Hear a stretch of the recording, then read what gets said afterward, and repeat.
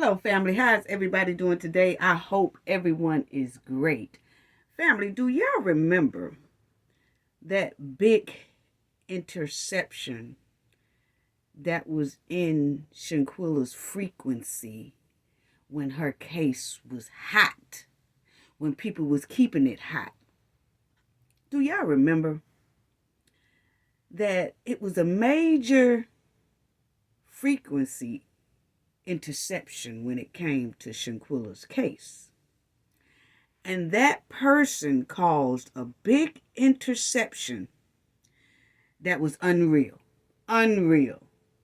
And now that we know about the conflict of interest now, it all makes a lot of sense.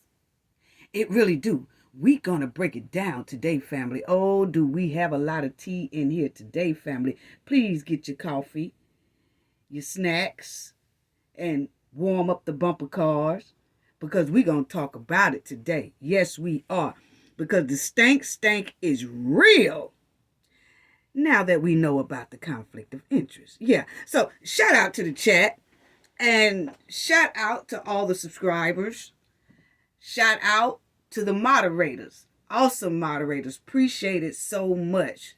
Everything that y'all do. Appreciate it. Appreciate it. Thank you to everyone who donates. Thank you. Thank you. And y'all know that when the video comes out, I be in the chat. So when you donate, I do give you a shout out in the chat and things like that. Okay. So just thank you all to each and every person who has donated to the Cafe of Knowledge. Thank you. It is so greatly appreciated. It really is. So thank you all. Thank you to the replay gang. Thank you all. Please hit the like button. Please don't forget, hit the like button either when you come in or in the middle or as you leaving out. Please don't forget to hit the like button. Let's get Shanquilla's story out there. That's a great way to promote the channel for free by just hitting the like button. It's free. So please hit the like button. Subscribe to the channel if you're not a subscriber already. Thank you so much. Thank y'all. But anyway, family, yeah, so we're going to definitely get into that big interception in Shanquilla's frequency when her case was real hot. Okay? And who sent that person? Now that the conflict of interest... Who sent that person? Yeah, was that person sent by Khalil? See, we're going to get all and Khalil's protectors. Was that person sent to do that? So we're going to break it down, family, and I want y'all to see how we breaking this down. We also have a lot of other things that I do want to talk about. You know, just bear with me because we're trying to fit a lot of important things in. We do want to talk about 3 different subjects today, okay? So hang in there, get your coffee, get your tea, like we said. So let's start off with y'all already know what the deal is right here, okay? We already know what the deal is right here, okay? And this is... The video is up under fair use. Fair use. Copyright disclaimer under Section 107 of Copyright Acts of 1976. Allowance is made for fair use. Fair use. The purpose, such as criticism, comment, news, reporting, teaching, scholarship, and research. Fair use is a use permitted by copyright statutes that might otherwise be infringing nonprofit, educational, or personal use tips the balance in favor of fair use. Fair use. All rights and credit go directly to its rightful owner. This video is purely for fair use, opinion, and entertainment. Enjoy. Yes, enjoy. Okay. Yeah. So, let's get right on into it, family, because, see, I want to talk about this because we was just talking about how people can mess up their blessings when the public give you blessings, okay? And when the public give you blessings and they donate to you, because you asked them to, or maybe they just donating it to you just for a blessing. And we always said, don't turn your back on your blessings, because it can become a curse. Use your blessings for what you said it was going to be used for. And in this case, family, that's why I want to talk about this. I know this happened probably about a week and a half or 2 weeks ago, but I really wanted to talk about it because we had talked about, when we was talking about the GoFundMe, about how when the public give you something and you don't do right by it, how it can become a curse. Okay? And that's this situation right here. So check this out, family, because, when I say that a lot of the people around this world and across this United States, all these communities all across the United States, they are sticking together when it comes to doing what's right for the people and by the people. See, it's no longer trying to throw blindfolds and flim-flam the public and all that, because the public is speaking up. Like, no, we see you. We see you. Yeah, we see you, and we're going to say something about it. Okay? And I have to give claps to each and every one of everybody who is really speaking up for what they see is wrong. And they speaking up for what's wrong, and they making noise about it. And they letting people know, no, you just can't do me wrong and you can't do other people wrong. This is wrong, and we're going to talk about it. And we're going to let everybody know you wrong. Okay? So let's talk about this right here, because this is this lady, food truck lady, down there in Texas. And boy, when I say the public went loud on her because they were smelling that stink, they saw the stink, and they let her know that they wasn't feeling it. The public was letting her know hard. So what she did, this food truck lady, she's called Sweetly Seasoned. Okay? And that's Sweetly Seasoned up top right here. And this is her son. This is her son's best friend right here. Okay? And this is Keith Lee. He's a food critic. And he goes around, family, and he appears at different restaurants in different states, and he'll say, how good their food is or how their food is not too well. He gives them tips, and some restaurant owners appreciate him coming in, grading their restaurant. Some restaurants appreciate him for doing that, some not so much, but he has been doing this for a minute, and he has grew a lot of followings, people. Family, he has grown like millions and millions of followers that follow him now because they like what he's doing. He go to different restaurants and he'll eat and he'll give them a grade, how it was, and tell people to come and stop by, or they need to improve in this, or, their service or whatever. So he has became very popular by doing this, of course. And so a lot of people, he brings a lot of business to these restaurants and things when he come. And a lot of people wait on him to arrive. Like, I wonder if he gonna come to our state. We want him to come to our state. And if restaurants and fast food places hear that he's in town, they kind of straighten up their business and clean up and do all that because they want Keith Lee to come in and put his shine on their business, okay?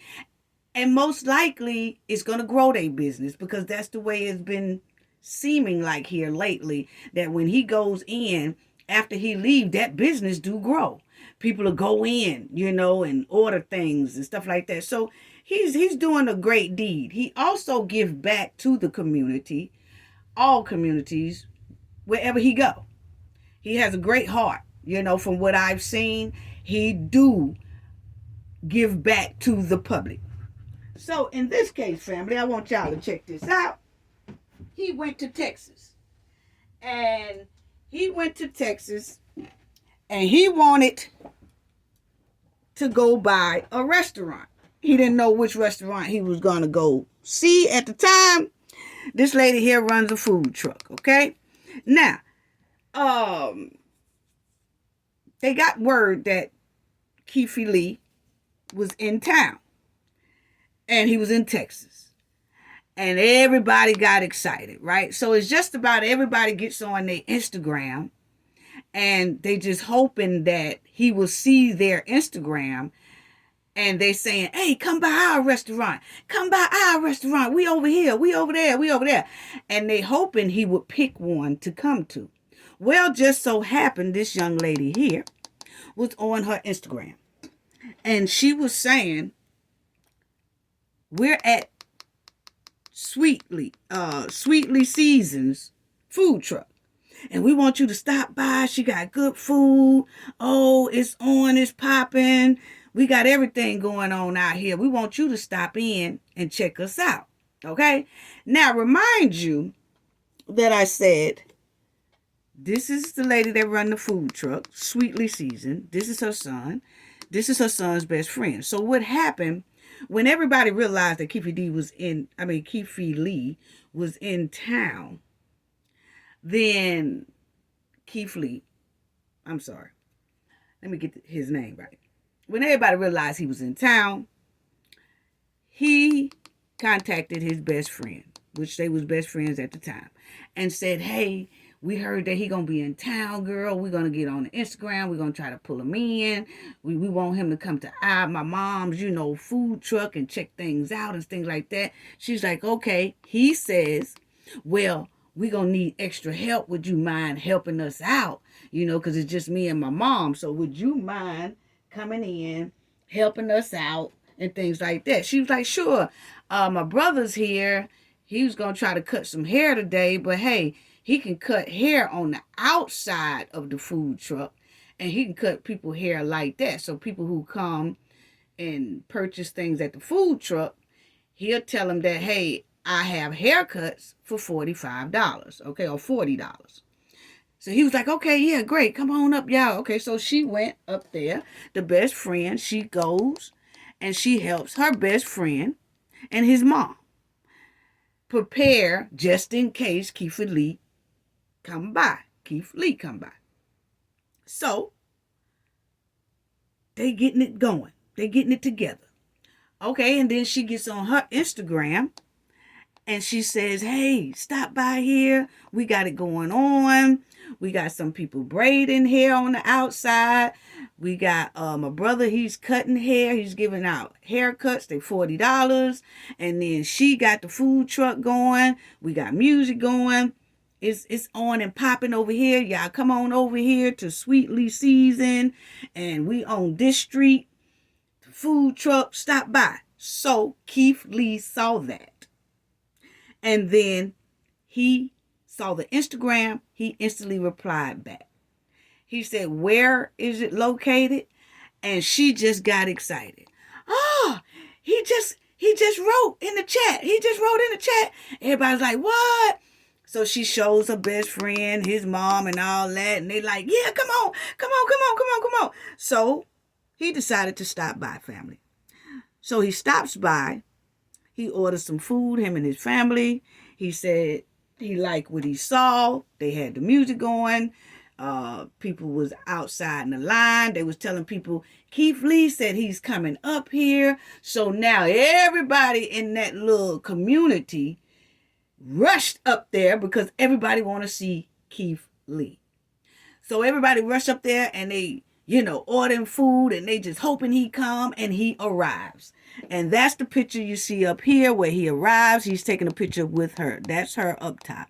He takes the picture with her. That's his wife, I believe, or girlfriend, one of the two.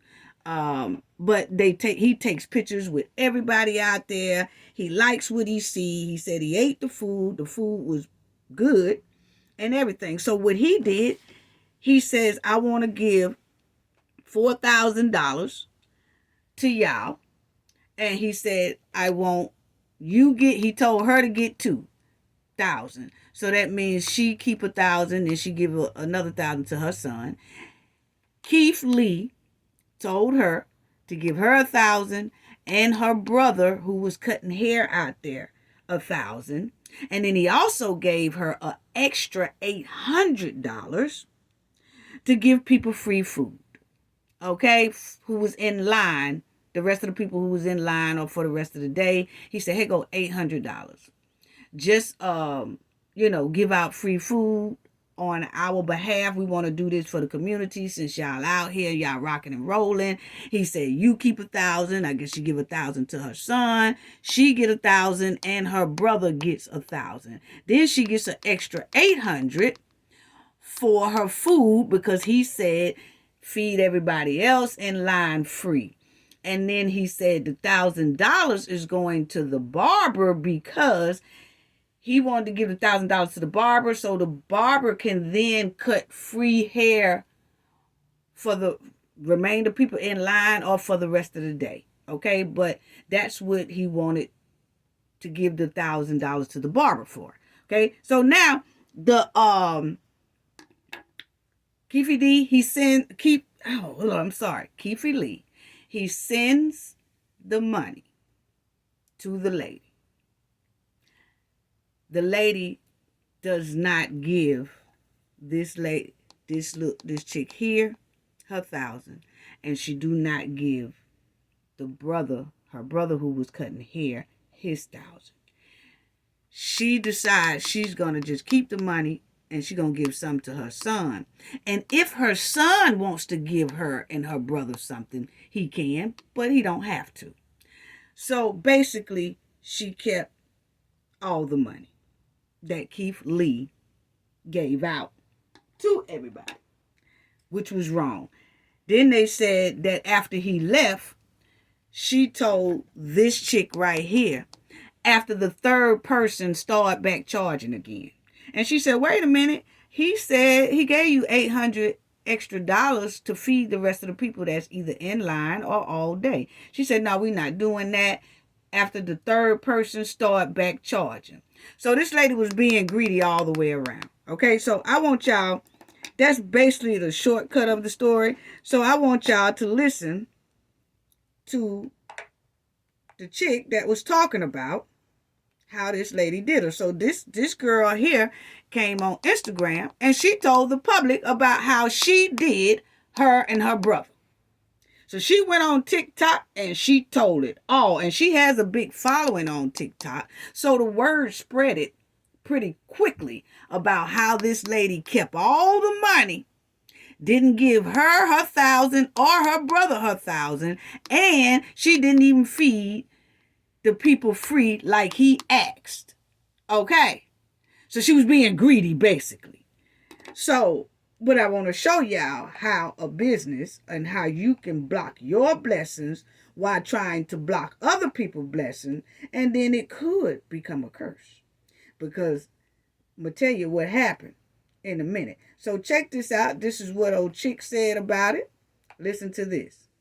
Okay? She tell me after this person, which is a third person, that you got to start charging again. Like, yeah, you can put a limit on that. But if this man left you almost $1,000, why the did you stop handing free food out after the third person? Make it make sense. Sorry, everything was cool. It was time to close down. You know, my friend looked at her and I was like, "So, Keith Lee literally just spent $5,200 with you." She was like, "Girl, I know. I'm so excited. Like, before I got on here, I was broke. And before y'all come for me talking about don't be releasing no personal information, it got personal when you play with my baby brother." Now, for her, and then I told her, so now y'all heard how she kind of broke it down. Okay? That was her telling everybody about her, how she did not feed the people with the $800 he left, and how she did not give them the $1,000 after he left. And she was saying, well, the money didn't come into my bank, because she said when she was calling her like the next day about the money, she was like, oh, it hadn't hit the bank yet. Okay, so then because he paid with some type of card, I'm going to let y'all hear his audio, but she said, the money didn't come into the bank yet. So then she calls a couple of days later. She still Then she finally said, y'all ain't getting no money. I ain't giving y'all no money because first of all, your brother wasn't even with me. And then I don't even know you. You my son's friend. So y'all really don't deserve the money. Huh? That wasn't the deal, lady. The deal was you get them people their $1,000. And with her big old grown self, these people, these young adults are young enough to be her kids because that's her son right there. Why is you gypping our own kids? But out of your greed? You see what I'm saying? I mean, come on now. We supposed to be setting an example. And then she turns around and take their money. Like they ain't supposed to say nothing about it. You know? So now this is her reply because she gets mad because the girl went on TikTok and told everything. So now she gets mad about it. And then she gets on her little social media. And this is what she says about the young lady. Okay, check it out. The money just hit the bank account today. I'm going to give my son what he deserves. And I would give her some what because she did market me that morning, but that's all she did. Now she gonna say, I give her some money, a little money. I give her some because she marketed me that day. Because remind you, she was on her TikTok asking Keith Lee to, hey, come. So she's like, I give her some money for marketing me. But that's all she getting. Huh? Lady, we gonna need you to straighten up, okay? But that was this young lady there when she took the picture with Keith Lee up here. Okay? So now this is the lady doing her talking. I ain't giving her, I'm keeping the money. I'm this, I'm that. What? Why are you so greedy, lady? But anyway, check it out, family. I don't even know who he is. The barber? That's my son's head. He wasn't with me. Keith Lee. Okay, so she said the barber wasn't even with her. It doesn't matter. Your son asked his friend, which is the chick, to come and help your ass out because it wasn't nobody but you and him working in your food truck, in that old hot food truck, okay? Then she came up there and she did it for free. She didn't ask for anything. She was doing it out of the goodness of her heart because that's her friend. Her son is her friend, okay? So that girl was just doing it out the goodness of her heart. And she told her son that, oh, my brother's here. He was getting ready to cut hair, but hey, we can come down there and then he can cut hair on the outside of the food truck and he can make his money that way. You know, charge $40, $45 for haircuts. Okay? So they plugged the electricity for him to cut hair. He used the food truck electricity too. Okay? But the point is, she gonna say, I ain't know who he was. He wasn't with me. It doesn't matter. Keith Lee said, give this to him 1,000, give 1,000 to her. You keep 2,000, which one's supposed to go to you, 1,000, and the other 1,000 go to your son. You just can't make up your own rules. That's not how it's supposed to go. Anyway, check it out, family. Amazing. Amazing. I heard he thought that they were my kids. They're not my kids. I don't think I'm wrong. And if I'm wrong, what? I want Keith Lee to tell me. So come on. Okay, so now she said if she wrong for keeping their money, she want Keith Lee to tell her she wrong. And if he tell her she wrong, then she will give them their $1,000. The man clearly said it. And family, I don't want to go through that because we got a lot to do today, but I did see the video where he did say that. The young lady recorded him, of course, because when he pulled up, she was just recording everything. She did capture the recording of him saying, I'm giving y'all $4,000. She get 1,000. He pointed to everybody. And then he said, I'm going to give you an extra $800 for your food. And please feed the rest of the people in line free. It's on me. So he was giving back to everybody. He said that. So she gonna say just now, as y'all heard, if he tell me to get him the money, I give it to him. So family, he did. He saw all this commotion. He saw that it went viral, that the lady kept the money instead of giving it to whom he asked her to give it to. Okay?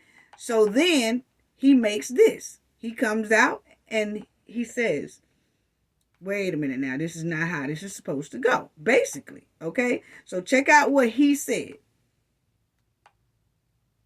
Okay? A few conflated and confused things is going around about the situation. So let's talk about that. So see, he's saying this, him coming on his social media after he hears how viral it went, that this lady did not do what she said she was going to do with what he asked her to do with the money. Okay? So he comes to straighten everything out to her and the public. Okay? Listen. Me and my family went to Sweetly Season Food Truck. Number one, nobody had any idea we was coming. They found out we was in Dallas, like everybody else found out we was in Dallas, because we was posting videos in Dallas. So in hopes of us coming, they had t-shirt made and they was on live all day. So me and my family went in cahoots with none of this. We was all under the impression that they were a team, and this was a normal routine for them. The barber being there, the breaker being there, family being there, a lot of people being there. This is our first time here. We are customers. We have no idea what's going on behind the scenes. Number two, I was definitely under the impression that haircuts was free. Again, my family was watching the lives. We knew that he was cutting hair for $40. So when we walked up and I said I want to get $1,000 to the barber to do free haircuts and $1,000 to the braider to braid hair, it was because in the original video, the son said it was slow through the marketing. That's marketing. God willingly, after we post the video, there will be a line out the door. If there's a line out the door and there's a barber and a braider doing hair while people are waiting, that's marketing. So again, it's in the hood. You play some music, you cutting hair, you braiding hair, y'all all sitting out, y'all having fun. It's a parking lot barbecue. So again, we don't know the behind the scenes if they knew each other, if they didn't know each other. And the reason why I didn't pay everybody individually, the interaction that you see looks longer than what it was. It was really only like a 5-minute interaction. But then at 5 minutes, 30 to 40 people pulled up. They was pulling up in drove. That parking lot was getting deep fast. And for me and my family safety in general, I don't ever carry cash around. And 9 times out of 10, if we tip, we always do it through the POS system. And even see, he said he paid through the POS system. So as you see, he said he knew that the barber was charging $40 for haircut. That's why he told the lady to give him $1,000, and then he cut the rest of the people's hair free. Keith Lee wanted to do that out of the goodness of his heart, give everybody else free haircuts, okay? And then he wanted to give the girl who was braiding hair, like we said, sometimes she was braiding hair or something like that, but $1,000 was supposed to go to her too, and this is her brother, okay, cutting hair outside. But he said he didn't know if they was all together or wasn't together. That wasn't the point. He saw that everybody was working hard, they was grinding, they was doing what they do, and he wanted out of the goodness of his heart to give them $1,000 apiece and also give that lady $800 to feed the rest of the people. He said, because you heard him say it was about 40 cars pulling up because everybody wanted to see Keith Lee. So he said when everybody started pulling up, he said, hey, here go $800, just feed everybody. Okay? So that's what he said he was doing. He was giving back to the community out the goodness of his heart, being generous. He wanted to do it a different way. Still, Apple Pay wasn't an option because it was 4 or 5 people at the same time on live. So for safety reasons, they wouldn't be able to say their phone numbers or their personal information out loud. And as far as them taking my phone and putting their number in themselves, I wouldn't hand my personal phone to nobody. So the POS system was an option that made the most sense. I learned through this journey that sometimes it's deeper than the food, it's deeper than the marketing, it's deeper than the customer service. And this is one of those cases, in my opinion. School DCs ain't got a lot to figure out. And I thank God in advance that they do figure it out. The last thing I'm going to touch on is the son is misconstruing something that I said, and I don't appreciate it. After I said out loud in detail what we deem the money to be used towards, I also said y'all can deviate out how y'all feel necessary. Meaning, after the money hits, because it's a POS system, they don't hit the same day. Y'all can send it out through Apple Pay, through Zelle, through Cash App, through check, through cash, however y'all feel necessary to spread it amongst the team. I thought and I still think that that's a very clear statement. But it's being misconstrued, in my opinion, intentionally misconstrued, that I said and the mom and the son can say who get the money and who don't get the money. Okay. So see, he said he did not tell her to keep all that money. She was supposed to distribute like he asked her to do. And he said that her son misconstrued what he said, because he did say, hey, I'm going to send the money to you and you distribute it how you want to. He said he was meaning by like through either Cash App, Zelle, Venmo, whatever, like that. Not that you distribute it like you want to by keeping it and give them what you want to give them. That's not what he intended for that. So once he did that, she did come back and say, hey, I asked her. Tell her to distribute the money how she felt.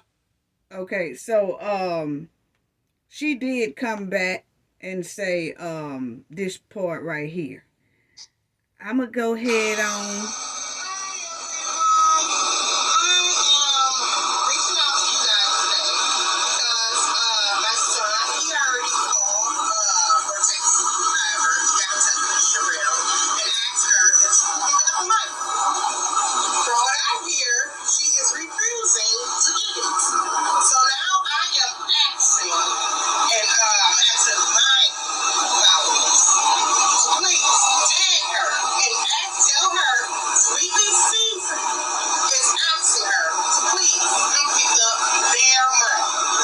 Okay, so all that noise y'all hear, that was her outside, because of course she runs a food truck, okay?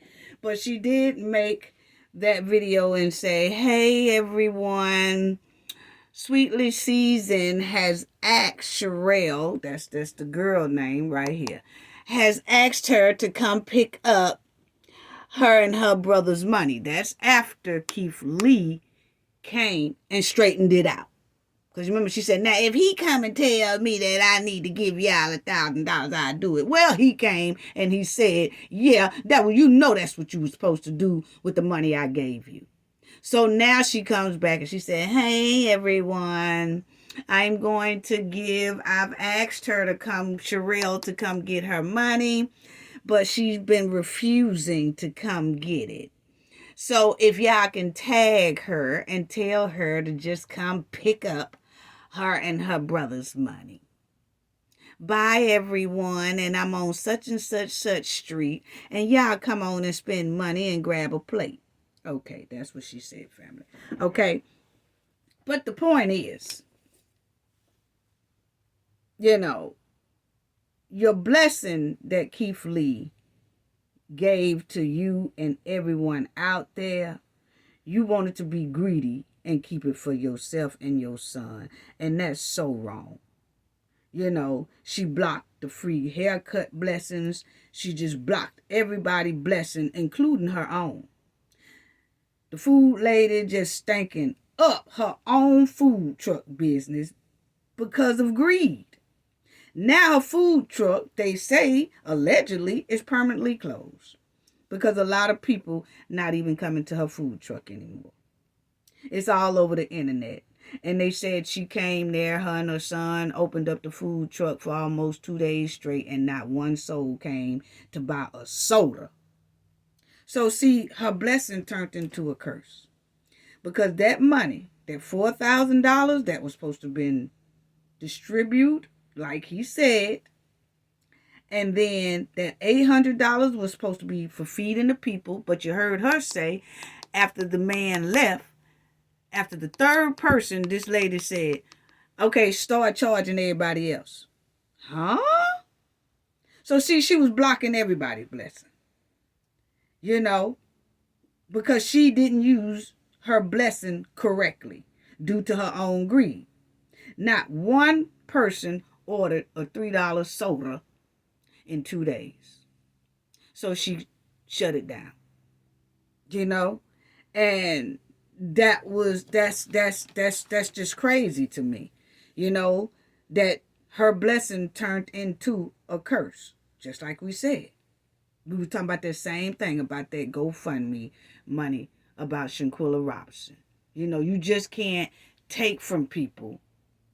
And then that's a blessing that you got. But if you misuse that blessing and you start turning your back on people and acting like you don't know them and everything like that, because the first thing she was saying when the money got in her hand, I don't know her, my son know her. I don't know her brother. I don't know. He wasn't with me. Well, see, when Keith Lee gave you the money and transferred it to your bank card, you didn't tell him at that time, I don't know her and I don't know him. No, you didn't say that. You was just like, okay. Then it ain't after he leave, you switch. Uh-huh. Mm-hmm. That's messed up.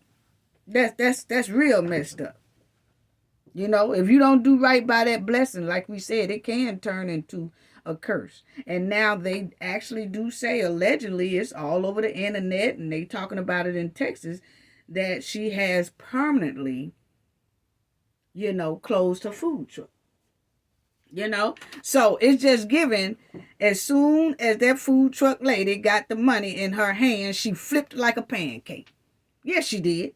Yeah. And, when people get money in their hand, boy, they'll turn on you quick. All of a sudden, I don't know her. How you don't know her when that's your son's best friend? All of a sudden, I don't know him. I don't know none of them. So she could keep the money. And the girl was working in that hot-ass food truck for free just to help you out because they didn't know if Keith Lee was going to stop by or not. So she just came to help out, her and her brother. So it's given that she was already struggling from jump. It's given that she barely was making ends meet because as soon as that money got in her hand, she flipped. I ain't giving them that money. That money don't belong to y'all. That money is mine. It's just given that she was already struggling and on hard times, or the food truck was on hard times. It's given that she didn't even have enough cheese from jump to put on hamburgers. That she was scraping for that. Hey, y'all, now y'all gonna have to sell hamburgers, but we ain't gonna be able to put no cheese on them, so don't sell no cheeseburgers because I ain't have enough money to buy cheese today. That's what it's given. It's given that she was struggling from jump before Keith Lee even showed up. It's given that she opened up the food truck that morning struggling. Pocket on tight. Because it's given that she was scapegoating on the ingredients, probably putting 1 egg instead of 3 eggs in the cake. She was putting 1 egg in the cake. Instead of putting milk in the cake, she putting a little water in the cake. That's what it's given. It's given that she was struggling hard because soon as that money got in her hand, she was like, y'all ain't getting this. I need this money. Ooh, I need this money. But what she don't realize that money, that $4,800 or $5,000 he gave them, that would have turned into 4 or 8 times more. Because of the business that was drawn to her food truck because he even arrived. And once people had got a taste of the good food or whatever, they would have then constantly been coming back. But instead, she ruined it out of greed. And now nobody is coming to the food truck.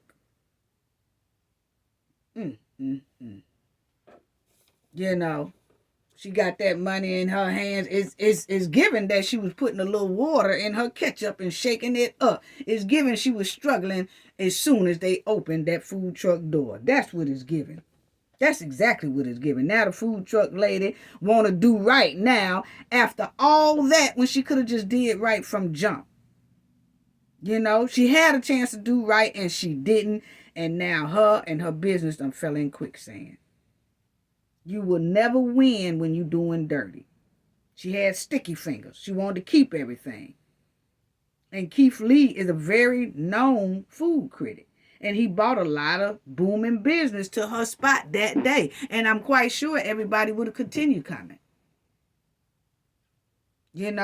That would have built her business up if she had just done right. And she didn't. And a lot of people was upset at how she did. This young lady and her brother. And she didn't do right with he's almost like everybody loves him, So all of his followers was upset that this lady took his money and didn't do right by the money that he was generous to give to her. That's messed up, you know. So, like we said, it became a curse because now she had to shut down her business. And for, temporarily, what they say, I don't know if it's permanent, but they say permanent, but because she hasn't opened up yet, she might just have to go to another state, another town or something like that and open up. Because I'm quite sure in Texas, everybody, this is all over. This went viral. So it's going to be hard for her to open up something in Texas. She might have to change the name of the food truck and all that, And I can say that even that's not the only business he stopped at. He stopped at another business over there in Texas as well. It was a black lady's business. And that black lady said she was just about to stop selling her desserts because her desserts wasn't selling. And she said Keith Lee walked in on her business that day too. And he tried one of her desserts and he bragged on it. Now that lady who ran that restaurant, she said now her desserts were selling out. She said her desserts been selling out ever since Keith Lee left her restaurant. So see, it does grow your business. It's a lot of business that said they have made a lot of profit. They profit has grown tremendously since he came into the establishment. But this lady here decided to let greed take over, and it ruined her business. How sad. How sad. But that's all I wanted to say on her right there, family. But that was trending. It was a mess. I'm telling you, it was a mess, family. So let me go on to the next one because I want to talk about Brittany. Also, we had talked about this one. She was under arrest for violating her probation. Some people say she only had to do about 8 days or something, 8 to 9 days. I don't know if that's true, allegedly, for the probation, but they said that during her time in there, in the jail, that her and some male guards got into it, and she wound up deceased. Okay, it was a confrontation between her and the male guards.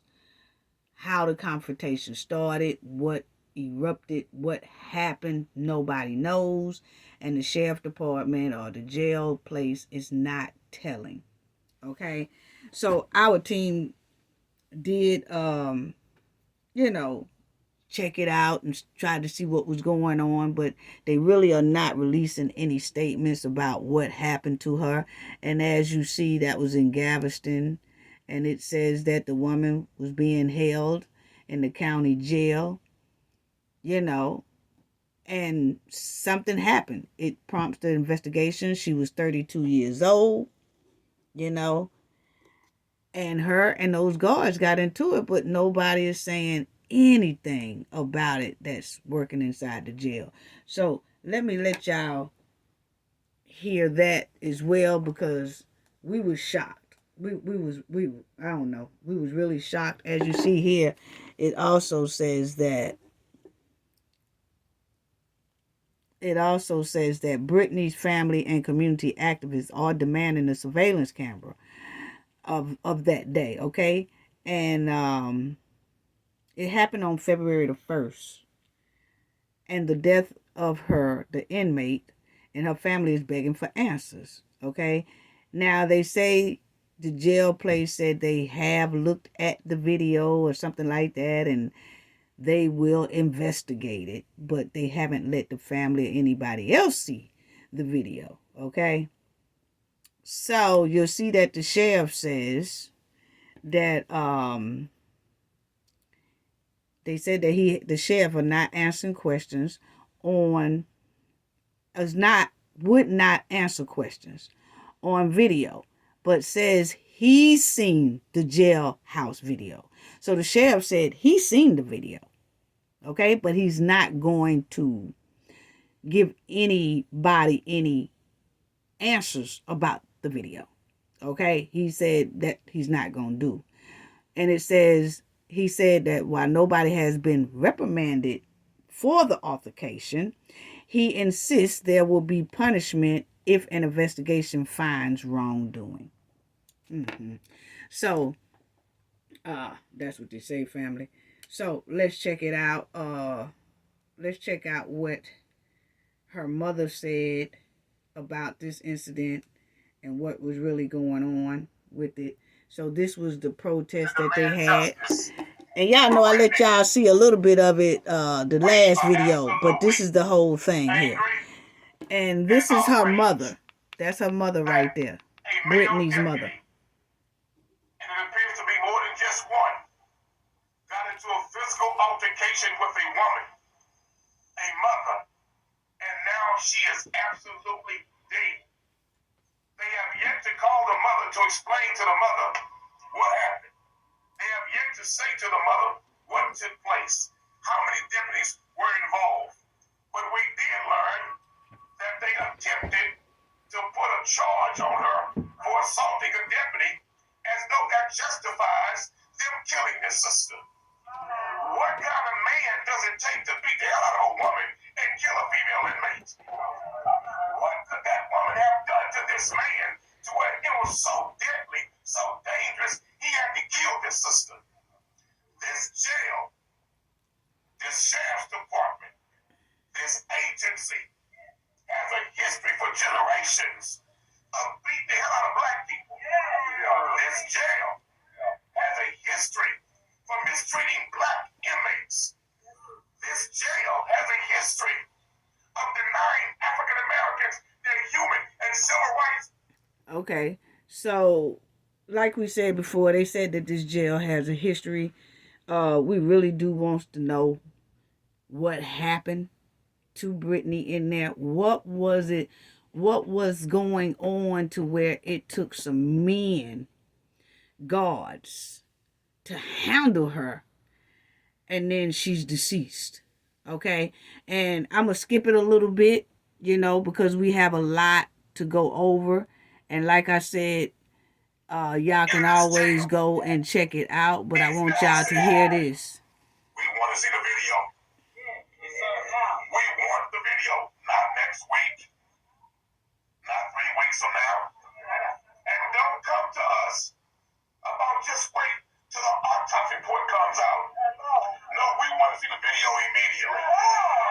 We want to see the video. We demand the video. And if you don't show us the video, we will lead a protest in this jail and shut this damn place down. Now that's her mother. I'm Amanda Anderson. I'm Brittany Anderson's mother. I got a phone call from UTMB. I didn't get a call from the Galveston Sheriff Department. They didn't even call me. And then when I got the call, I dropped the phone because I couldn't believe it. And they didn't even have the audacity just to call me and tell me what had happened to my baby. Oh, Jesus. Brittany is a mother of children. Yeah, she had 5 kids. She has 5 children. She got a baby. Her birthday will be in a couple of days. She'll be 1 year old. She won't be able to spend her first birthday with her. Oh, wow. So Brittany has 5 kids. She just had 1 kid that's getting ready to turn 1, but due to the fact that Brittany is deceased, she's not going to be able to celebrate her 1-year-old daughter's birthday. How sad. Wow. What happened in this jail that was such to the degree that she had to die? We want to know. I want to know what happened to my We baby. can't tolerate this. Why did they beat her down and throw her back into a bed and cell? They don't even have to. You don't even do an animal like that. Come on now. She wasn't no bad person. Don't even be fighting like that for a man to be fighting. Now, her mother says that this is the report that her mother, is saying is that after the guards had this big altercation with Brittany, they put her in an abandoned cell. instead of rushing her to the hospital. Because obviously she was very injured. But they didn't. They left her in that cell. It was the staff that came in the next morning that found Brittany in that excluded cell. Okay? And they're going to want to say that Brittany had a little breath in her body and they called an ambulance and rushed her to the hospital. But then some are saying no, she was deceased on arrival. When they found her, she was gone. That's what they're saying too, allegedly. Okay? So that's what I wanted to get. Her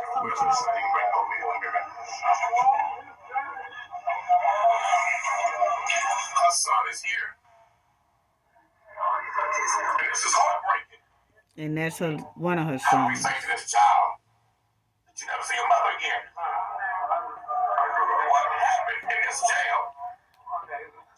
That's her son right there. We demand the video. But I'm going to tell you, when I looked at that son, you could see that he has a look that's with a lot of untrust now. You know, I hope they get him the help that he needs. You could tell that he's hurt. It's no telling, you know. Hopefully he gets the counseling that he needs so this doesn't affect his life. What I mean by that, in a negative way, where he grow up and it's just negativity falling behind him because he's so mad at the world. And not only the world, but officers and things like that. Because not all officers are bad, you know. So just hope this don't affect her kids. I just hope they get all the help and love and counseling that they need, you know. To the sheriff, we are peaceful people. But we say you're tired of this. We are peaceful people. But we say you're tired of this. We cannot do this to your women. And we walk in peace. We want to see the video. And the video proves the point that it is what it is. But we want to see the video. We're not going to tolerate this in Galveston County. National Minister of Politics for the New Black Panther Nation. Well, this is clearly an example of the black woman being the most disrespected and the least protected. There is no need for this woman to lose her life over an altercation in this jail. And Brother Cornell is absolutely right. We need to see this video. We need to know what happened in between that time frame from the altercation all the way to UTMB. We've been down here before in Galveston on some foolishness several times. And this does not make any sense. This lady has left behind children. But I know about 740 something with us. Okay, so now this is the mother answering some questions, and I want y'all to hear that. And then, of course, we'll stay on top of this story, but I do got to get to a lot of Shanquilla's story as well. Well, she was at 740 something. We got the call, but they said that at 2 to 3 p.m. the following day, the day before that, when the incident had happened, we didn't get a call till 7:44 that morning. They lied. He said the county jail order back about that. His update was fabricated. Man, my baby was dead when they took her to the hospital. They know what they did. You see what I'm saying? In that bad cell, they killed her, threw her out the jail, tell her, and that's the hospital. And that's what happened to her. That's why we want the camera. And that's the point of why we're stressing we want the video footage. Yes. Because I believe that athlete beat this sister. And throw her in the cell, she was They dead. put her in that cell to die. Went to do the rounds. They The threw new her in there people to die. around there in that day. Why is it she was not rushed and taken to medical? Because they wanted that sister to die. And when the other person They died, knew she was dead. And they needed some time to concoct their stories. they didn't even After the altercation, she should have been rushed to medical. Yes. She should have been rushed to UTMB. But she lay in the cell for hours. Because they don't give a damn about a nigga dying in this jail. How can you altercation with this woman. Stay in a cell for hours before ever receiving medical attention. And say when we went there, she was unresponsive. No, she was not responsive when you stuck her in that thing. She was not responsive when you stuck her in there. So we have those concerns. And see, you hear that a lot of people are using this unresponsive. Oh, they was all right. They was just unresponsive. Remember they did that with Shanquilla case. Unresponsive. Remember Nigeria saying, oh, now she was unresponsive.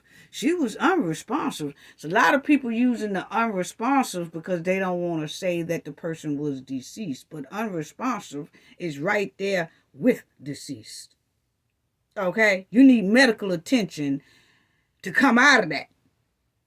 And if you don't have it quickly and immediately, it becomes demise. You know? But I've noticed that people are using that unresponsive because they're trying to scapegoat out of the word saying the person was deceased. So they use unresponsive to make it look like they were still breathing. So hopefully that'll get them off the hook by saying, oh, she was just unresponsive. She was all right. She was breathing. She was just unresponsive. What? Anyway. Do two things. I still haven't seen them. We want to take as many pictures as possible of her body. From head to toe. And I want to say to the autopsy. So yeah, I hear the mother also saying that since this incident, she still hasn't been allowed to see her daughter's body at all. Okay. See people, your medical examiner people. Yeah, talk to them. We're not crazy. I'm telling you right now, we're going to do our own independent autopsy. That's right. That's right. Because you ain't coming with no lie this time. That's right. We will do our own independent toxicology test and autopsy. Because you're not going to get away with this. Any more questions? The concocted charge that they put on her after death says something really took place. So I don't want to speculate. I don't want to guess. Produce the damn video. Ain't none of us got to guess. Yes, but they cover it. Produce the video. That's why. Bottom line is, we don't have to wonder, speculate, assume. Just release the video. And that's how we know the truth. We cannot take them at their word. They have a history of lying. We want the video. Any more questions? Police officer. Now let me make it clear to you, especially for non-black folk. Hold on, sister. Let me make it clear to non-black folk. It is a common practice that when the cops beat the hell out of you, when the cops violate your human and civil rights, to cover themselves, they charge the victim with assaulting a peace officer to try to justify that use of force was necessary. That's a game they've been playing for decades in the black community. But guess what, though? We don't need your say. We don't need your commentary. Release the video. That is charged. To me, I think they realize what they did. They got to get.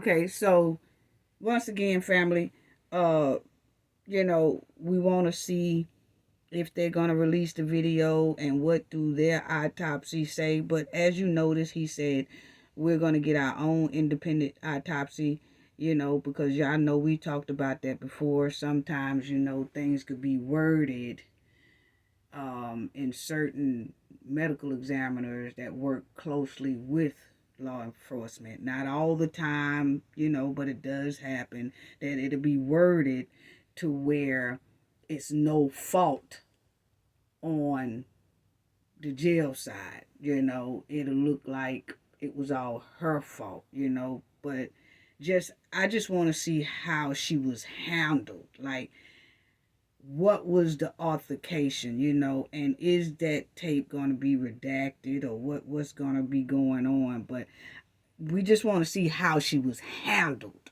you know. How did that altercation look, you know? So let's concocted their stories while she was dying in that jail cell, already dead, and had this plan all the way out. It makes absolutely no sense for a physical altercation to take place between a deputy and a female. And she not be rushed to medical. Just to be examined at the very least. Yes. At the very medical. This does not pass the smell test. They can do medical. I can assure you of that one. Let me say this to you. Oh, man. We gonna see the video. Let me be clear. We gonna see the video. I call on Tim and Fatina. The money man. Hear your constituents in power. Release the video. Hear me good. Release the video. Because you got big events coming up in Galveston. And I've been known to shut big events down. Release the video. Okay, so y'all heard that. So they saying they want to see the video, and that they normally have they got some big events coming up in that town, and that they'll be, picketing, having their boots on the ground and everything else, because they wants to see that video. So we'll stay on top of that, see what really happened with our sister Brittany Anderson, because her family needs to know, the public needs to know, the community needs to know, everybody needs to know what really happened that day or that night between Brittany and a couple of male officers inside that jail cell that she wind up deceased. People wants to know that. So we'll stay on top of that story. Definitely, family. Okay? Rest in peace. Our condolences to the family. Condolences to her children. Most definitely. And like I said, we'll stay on top of that. And I just wanted to give y'all an update as well on this right here. I wanted to give y'all an update about this too. Let me show y'all this, family. Remember we was talking about how they had that rally or whatever, that the vice president and them came to South and North Carolina, and nobody asked a question for Shanquilla, like, hey, what about that paperwork? They had the big primary thing going on. But y'all will see also, and I think that North Carolina, that Durham, it could be South Carolina, whatever. But the purpose is, the point is that the workers, school teachers and everything, protests, which had to cause 12 schools to close last Wednesday, okay? Because they was protesting for their pay.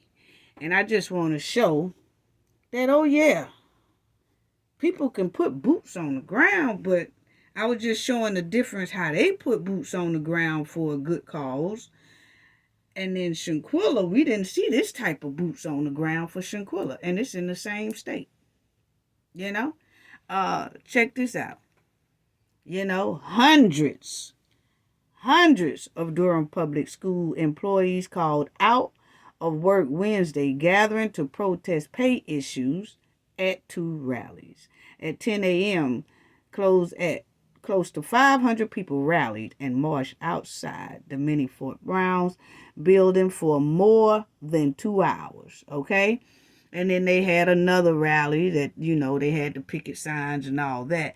But look at how they turned out about their pay. So I was just saying that, yeah, people can protest and march and put boots on the ground for any type of cause. We was just talking about how Shanquilla's is very suppressed. Family not having boots on the ground, not pushing constantly, none of this type of picket signs, none of this type of gathering, none of that. But it could be done. See how they came out? The teachers came out in drones. They said over 500 people. Y'all show me a picture where over 500 people stomped with boots on the ground for Shanquilla Robinson. This is in the same states. North Carolina and South Carolina. It don't matter where it is. It's in the Carolinas. Yeah. Yeah. See there? They was in the rain. They was in the rain. Over 500 and something people. They was protesting, and this is a good cause for their pay. I'm just saying how in certain situations people are coming out for pay, but then they didn't organize that on Shanquilla's side for her demise. I didn't see it. Still don't see it. Yeah. So see, they could come out. Look at them boots on the ground. Boots on the ground. About their pay. Boots on the ground. It was cold. You see the hats, the hoods, the everything, the jackets. Oh, they not playing. They got the umbrellas. It was raining. Came out over 500 and something people. And y'all see, they closed down 12 schools after the staffs called out sick. And they called out sick because they was trying to prove a point. That they want more pay. But the point is, 12 schools were closed because they didn't have no teachers to teach the students.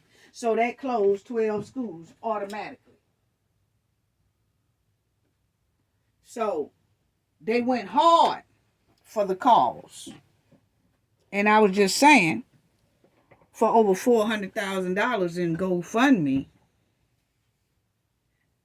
we ain't seen $400,000 worth of boots on the ground.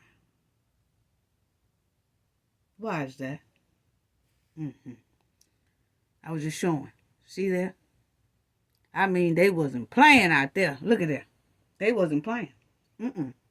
They wasn't playing. So, I just want to bring that to y'all attention. Now, y'all remember baby girl and her father had the bad car accident and everything like that. Our team did check into this situation, and they did talk to someone in the family, and as of right now they're just going to leave this as a bad car accident for now. Okay, so I just wanted to update y'all on that, so it seems like they're leaving it at, it was a bad car accident. As you see up here, it says father and daughters, had no suspicious injuries and no foul play was suspected in their demise. Okay? So they're just going to leave it as a bad accident as of now. Don't know if anybody's going to, change their mind and, start making noise that they don't feel like this is a bad accident. But as of now, they are leaving it at that. So just updating y'all on that. So we're not pushing on our side, not pushing anymore, because of course we need the family to make noise, push hard and stomp. And, if that's, if they leaving it at that, then you have to respect that. Okay. So now, in Shanquilla's case, we was pulled and wheeled into her case. You know what I'm saying? So we had to continue pushing for her because we was wheeled in, and then we did so much support and so much noise, and we were sticking behind so many people, and then we started smelling stink and everything until we continued. But it's like we are now, if the family are not making noise, we don't make noise. If the family make noise, we make noise. If the family making noise for justice, we'll try to help with a voice as well. So we have to do it like that. So that's just it, because it takes the family to talk up with you. That's just how it is. So anyway, these 6 are still not in jail. Dejanay is still wanted in Mexico, of course. They waiting on her. She haven't arrived yet. What's really going on? That's what we want to know. So now, I had some questions that a lot of people was asking me, and then we are getting right on into. We just got a lot of tea in here today, family. Just bear with me. I'm giving a lot of tea out today, but we are definitely getting into that interception that big old interception that came into Shanquilla's case right when it was hot.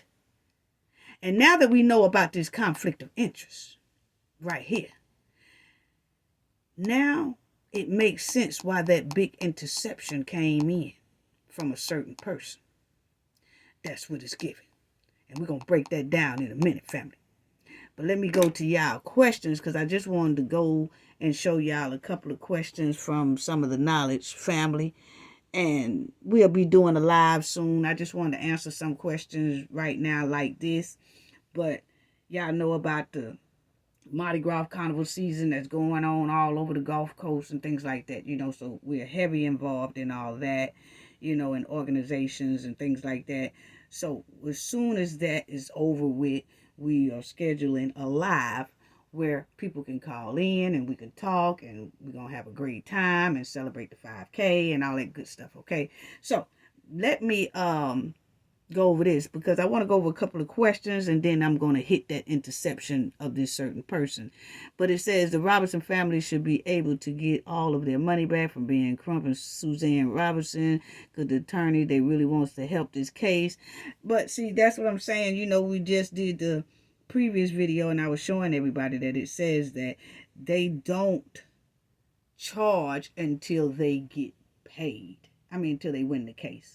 Okay, so which meaning that the GoFundMe most likely wasn't used for legal fee, okay? Because I showed everybody the last video that it clearly says you don't pay until you win, until we win, okay? Which means whatever the settlement is, they'll deduct their fee out of the settlement.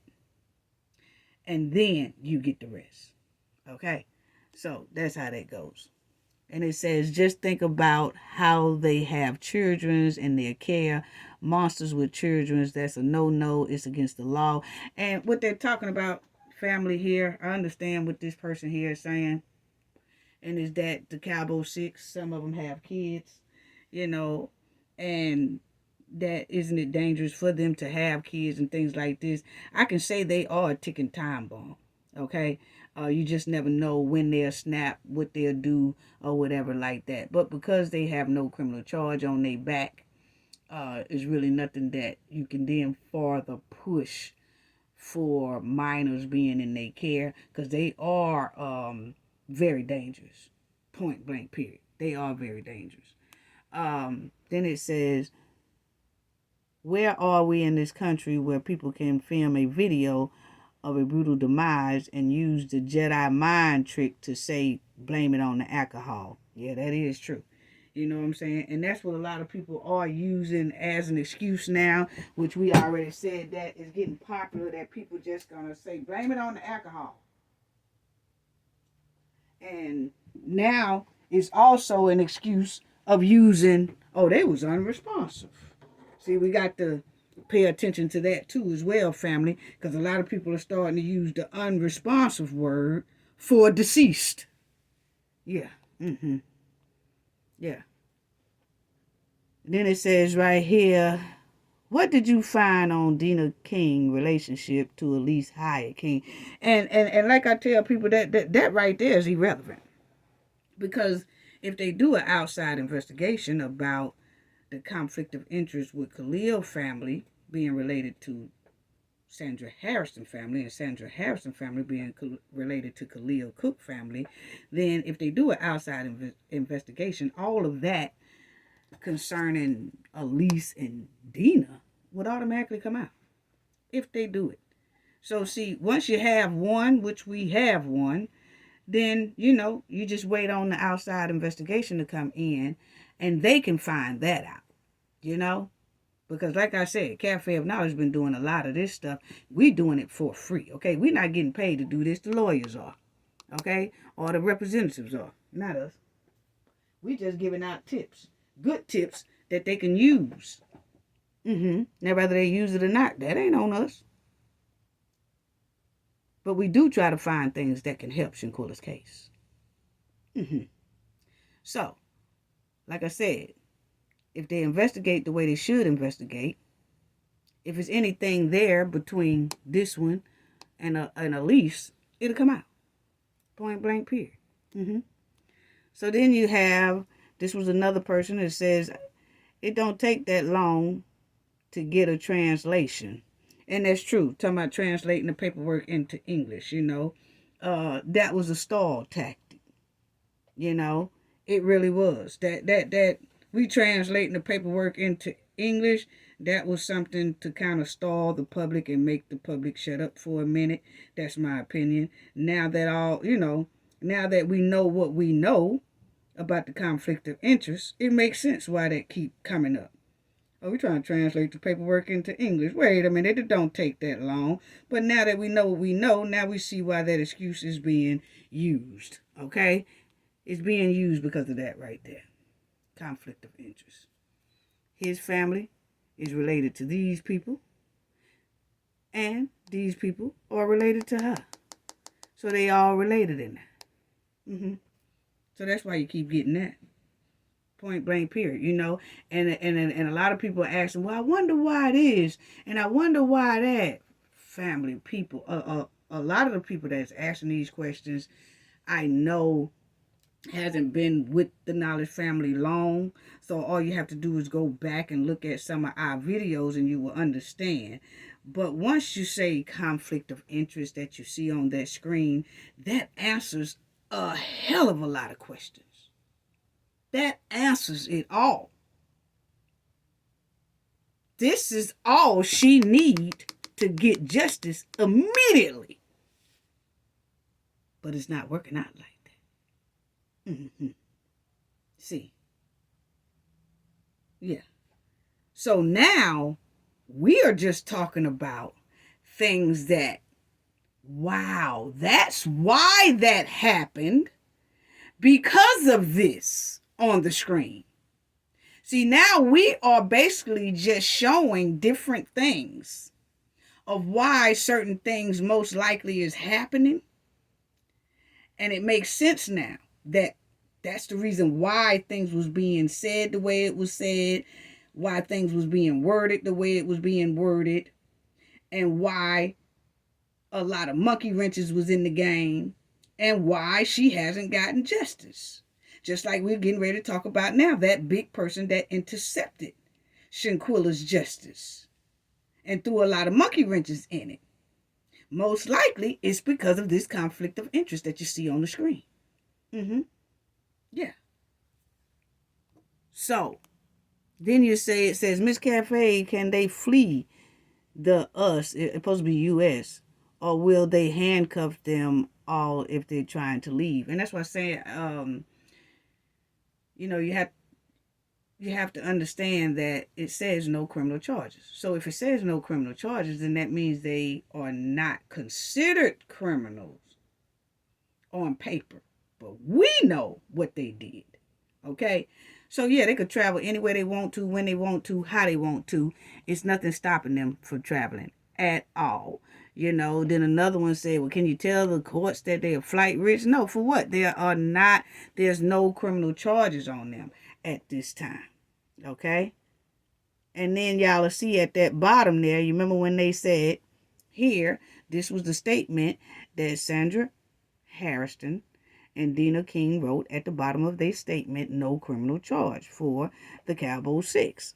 Okay? And it says right here, as in any case, the government is prepared to review and examine new information related to the investigation should it become available. Well, we put out a big available information about conflict of interest. Remember? We put out a big one. That can open this case right back up. But some reason, it's very quiet about it. And they see it, family. They see it. Everybody see it. On Shanquilla side and on Cabo 6 side. They see that. But they being quiet. Boy, they being quiet. And we'll talk about that too.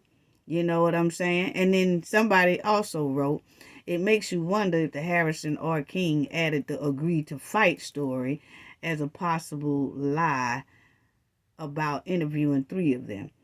So you just never know. You just never know. great point to say, but you just never know. You know, they have to do an investigation to find all that out. You know, for real. And it says the family need to go to the media. Yes, the family do need to go to the media. That's your big old interception right there. Big old interception right there. And yes, if the family go to the media about the conflict of interest, this thing will blow up very big. But they haven't done it.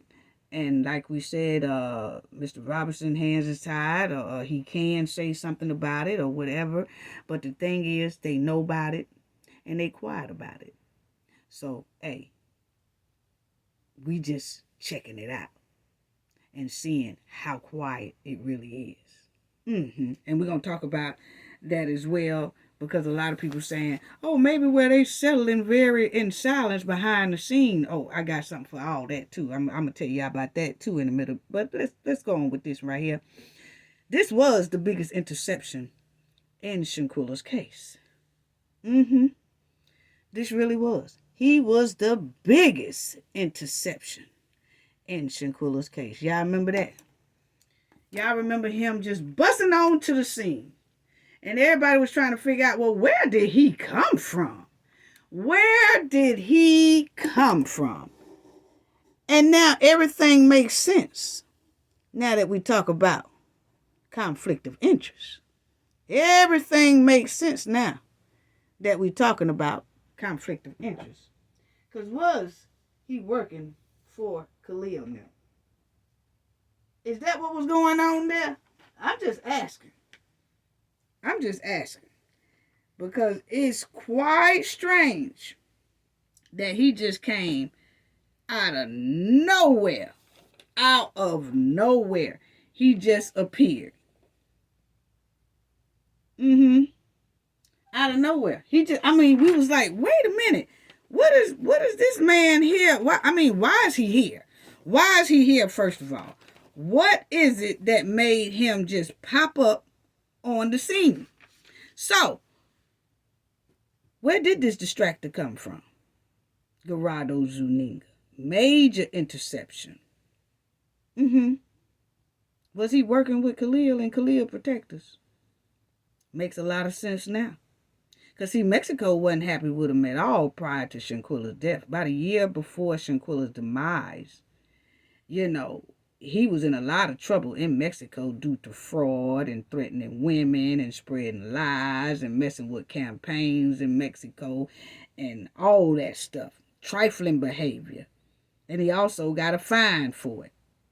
You know, so in my opinion, he wasn't getting information from Mexico. Mexico wasn't happy with the man. Mexico's citizens was trying to tell the United States, don't listen to this man.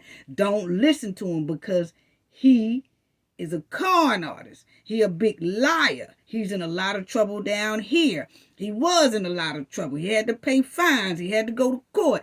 He's a fraudster. Y'all don't believe him. He taking y'all money. He lying. He can't be trusted. His reporting can't be trusted. He's been in a lot of trouble down there in Mexico. The citizens of Mexico was trying to tell us. They were. I seen a lot of them voicing that, you know, but at the time when we was bringing it up, people was trying to say, oh, no, he credible. And then we was trying to show people articles of Mexico citizens that were saying, no, he's not. And we did show a lot of articles. There's a couple of other YouTubers that showed that this man was a fraudster. Okay? But then he was so smooth and so slick with it till he was still kind of winning over the public with his lies and with his fraud. But Mexico citizens was trying to tell us. They were. Go back and look at some of those videos I did on Gerardo Zuniga. I was telling people a long time ago about this man. Before he was even found out. I said, he lying. You know what I'm saying? Because we're here on the Gulf Coast. So we're close to some of the ears of Mexico. And there was a lot of people saying, man, he using the hell out them people. You know? But everybody was so wrapped up in him to They was ignoring it and didn't want to hear it. They just wanted to hear some type of information on Shanquilla, and all the information he was giving out was toxic and lies.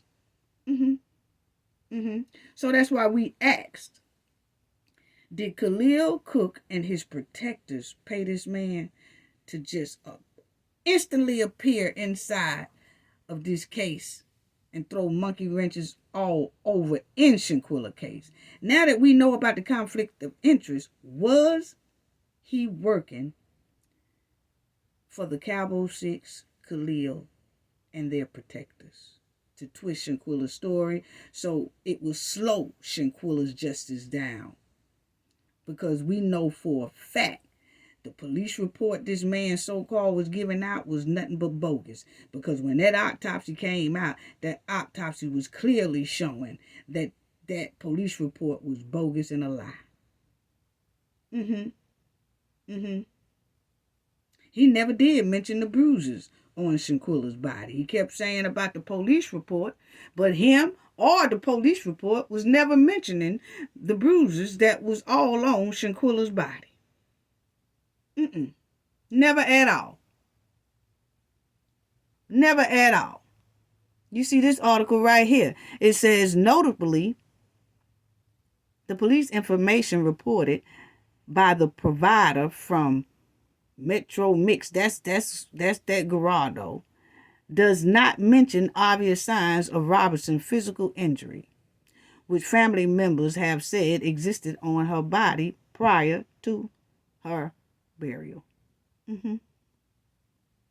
Grave injuries to her back and neck were determined to be the cause of her death. So they started talking about this back then when this man was coming on there and trying to juice everybody out their money with all his lies.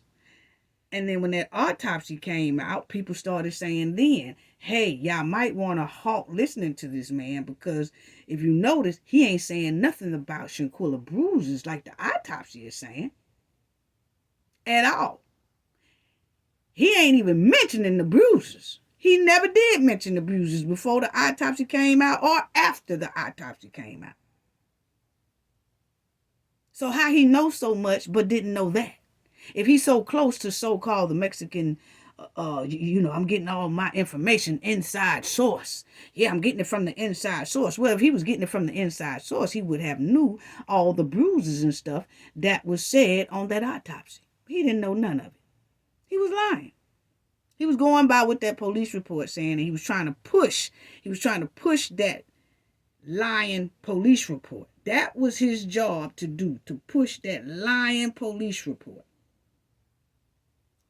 And then when the autopsy came out, it disputed all that. But he pushed it, and he pushed it hard. Why is that? Was he working for Khalil and Khalil Protector?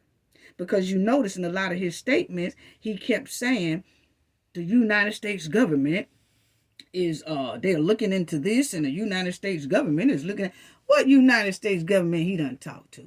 Because it sure wasn't the real United States government. Who in North Carolina in the United States government was he talking to?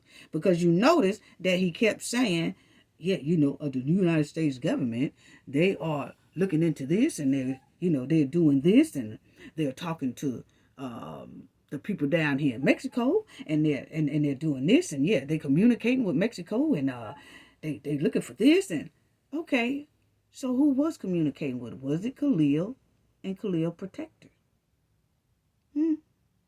It's all starting to make sense now with the conflict, when the conflict of interest came out. Because we know for a fact that police report was wrong. And he kept trying to shove that police report in our face and down our mouth with lies. Yeah, he did. But see, we know that conflict of interest now. So he most likely was working for Khalil and his protectors, my opinion. Because think about it. He kept on saying the American government, this and American. And then he said that, oh yeah, and they arrested Dejanay in Connecticut and all that. How he know all that with American and he in Mexico? Who was he talking to? Because the show wasn't nobody down there in Mexico.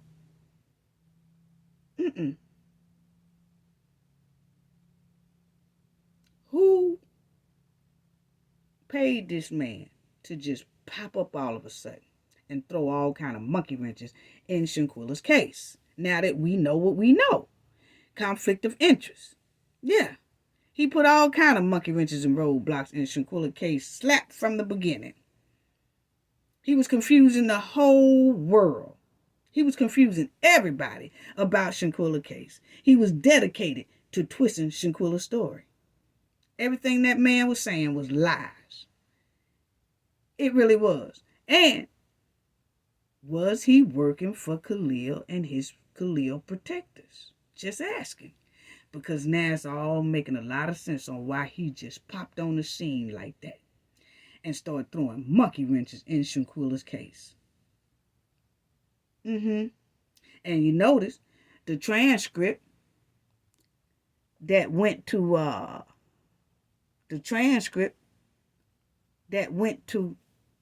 the White House never did mention nothing about a maid. He kept pushing a maid. He kept pushing a maid. Isaiah kept pushing the maid story. Kept pushing the maid story. In all actuality, a maid didn't even exist.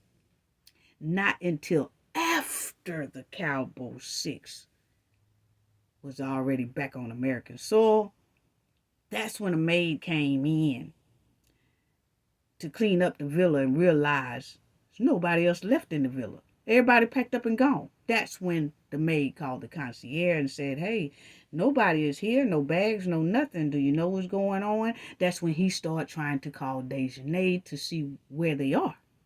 That's when he realized they fled the country. But wasn't no maid, no time of that day of Shanquilla's demise. But he kept pushing it. He kept pushing the maid story. And Nasir kept pushing the maid story. So did he come in working for Khalil and his protector? Because he was very comfortable with kept saying, you know, I got inside information and, I could get into a lot of trouble by releasing this information to y'all, but I ain't supposed to release this information to... He wasn't talking about no Mexico. He was talking about North Carolina, most likely. Yeah, it all makes sense now. Yeah, he most likely can get into a lot of trouble because he had no business talking to no bigwigs in North Carolina anyway. If that's what he's talking about. So that's why we asking the question. Was he working for Khalil and Khalil protector? Because that conflict of interest, now it's all making big sense now. A lot of things make sense after this big major conflict of interest. Yeah. Wasn't no maid even mentioning that stuff. Never in that transcript. Never. Then he went and put fake pictures of Shanquilla on the internet. Fake pictures of someone who's supposed to be Shanquilla and really wasn't Shanquilla. And he never apologized to the Robinson family for doing this disrespectful lie all over the internet. Put out them fake pictures of somebody else talking about it was Shanquilla getting medical help. She getting medical help. Told us it was Shanquilla. In order to sell the public some lies about Shanquilla's case. He was steady throwing monkey wrenches in this case. Him and Cowboy 6 fooled a lot of people. He's still getting paid off those lies and disgusting videos he put out. And I told everybody then about Nigeria airline tickets was fake. Now y'all see what I'm talking about when I say Nigeria tickets was fake that he was showing everybody. Now you see who was behind Big Dog's conflict of interest. You see why the person who booked Nigeria ticket is so sealed and all that. Conflict of interest. This big old conflict. That's why he was saying, oh, it's deeper than what y'all, it's deeper than what, yeah, it is. And I was trying to tell everybody them fake tickets that Nigeria put out there on the internet. And I said the airline was just, they was going to do what they do and say what they do because it was a red flag on all that stuff on jump. They had a red flag notice on the top of all Nigeria stuff. Conflict of interest. Yeah. Because, see, big wigs can do stuff like that. Seal stuff. Make sure nothing gets out. Fake tickets. All that stuff. Because this ain't the first time Nigeria has scapegoated out of something. You remember when he did that R word on that young lady in high school? He got out of that. And he knew Khalil then. He knew Khalil and Khalil close relatives. He got out of that real quick. And you remember the young lady did say he got some type of big time lawyer, and then he got off the hook. But see, at that time, a lot of you could say, I know they was probably attorneys at that time. You know, there was a lot of big wig attorneys. That was attorneys in North Carolina. Yeah. Now, since this has happened with Shanquilla Robertson, you just have a lot of people that moved in a lot of different places and DOJ spots and all that type stuff. But the thing is, this man here threw out this fake picture, knowing that was not Shanquilla. Knowing it wasn't Shanquilla, he just wanted to throw something out there to mess up her justice. And he did that. Mission accomplished.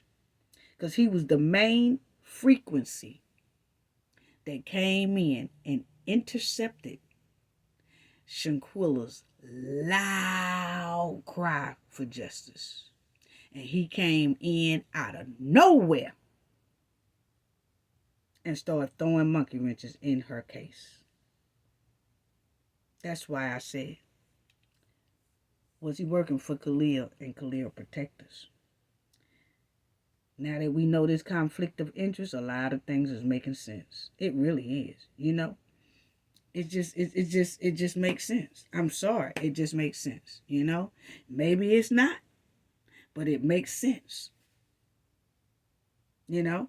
Then he came and told everybody Shanquilla rolled off in the sunset in this beat up 1972 ambulance.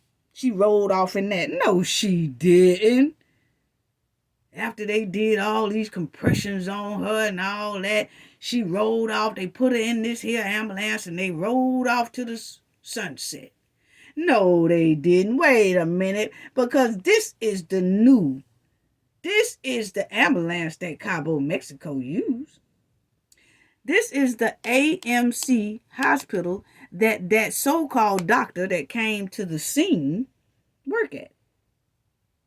So this is the ambulance that would have came.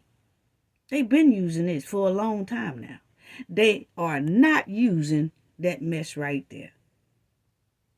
And Red Cross don't even have those old school vans no more, ambulance no more. That was from 1970s. They don't, even Red Cross don't use those no more. But the point is, Red Cross shouldn't have been at Shanquilla's scene anyway, because these are the people who was really supposed to come.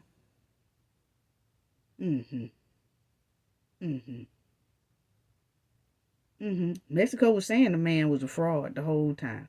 The citizens of Mexico were saying that. You know. And he did do a sit down with the prosecutor of Mexico.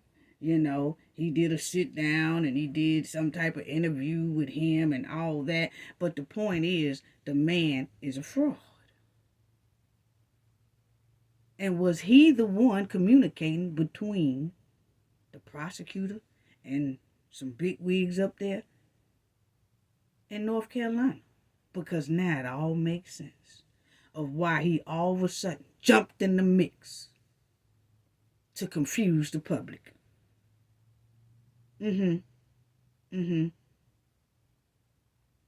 Special inside information. Where was it coming from? North Carolina?